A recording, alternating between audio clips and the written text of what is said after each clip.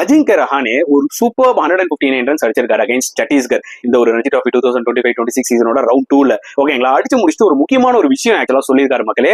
அவர் சொன்னதை கேட்கும் போதுல எனக்குமே இல்ல, என்னடா அநியாயம் பண்றீங்களா பிசிசிஐ, ஏன்னா உங்க பாலிடிக்ஸ்க்கு ஒரு அளவே இல்லையா. என்ன சொல்லியிருக்காருன்னு பாத்தீங்கன்னா, ஆக்சுவலா ஆஸ்திரேலியாவுக்கு போனாங்களா இந்தியா, அப்போ வந்து இவர் ரொம்ப ப்ரிப்பேர்டா இருந்த மாதிரி சொன்னாரு. நான் ரொம்ப ப்ரிப்பேர்டா இருந்தேன் ஆஸ்திரேலியா டூருக்கு, ஆனா என்ன வந்து செலக்ட் பண்ணல, அண்ட் ப்ராப்பரான ஒரு கம்யூனிகேஷனுமே எனக்கு ஆக்சுவலா கொடுக்கலன்ற ஒரு விஷயத்த ஆணி திருத்தமா சொல்லிட்டாரு. ஓகேங்களா ரஹானே, ஏன்னா ஒரு பக்கம் புஜாரா கூட வெறுத்து போய் ரிட்டையர் ஆயிட்டாரு, ஆனா ரஹானே இனி வரைக்குமே ஆப்டிமிஸ்டிக்கா இருக்காரு, நம்ம ஒன்ஸ் அகைன் வந்து டெஸ்ட் கிரிக்கெட்ல இந்தியாவுக்கு கம்பேக் கொடுப்போம்னு. அதனாலதான் இனி வரைக்கும் பாத்தீங்கன்னா அவர் வந்து டொமஸ்டிக் கிரிக்கெட் ஆடிட்டு இருக்காரு, ரன்ஸும் ஸ்கோர் பண்ணிட்டு இருக்காரு.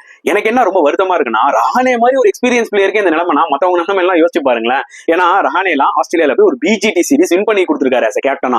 சோ அவங்களுக்கு எல்லாம் அந்த ஒரு ரெஸ்பெக்ட் கொடுத்துதாங்க ஆனும் பிசிசி அண்ட் செலக்டர்ஸ். அநியாயத்துக்கு இவங்க பாலிடிக்ஸ் பண்றாங்க, எக்ஸ்ட்ரீம் லெவலுக்கு போகுதுன்ற மாதிரி தோணுது.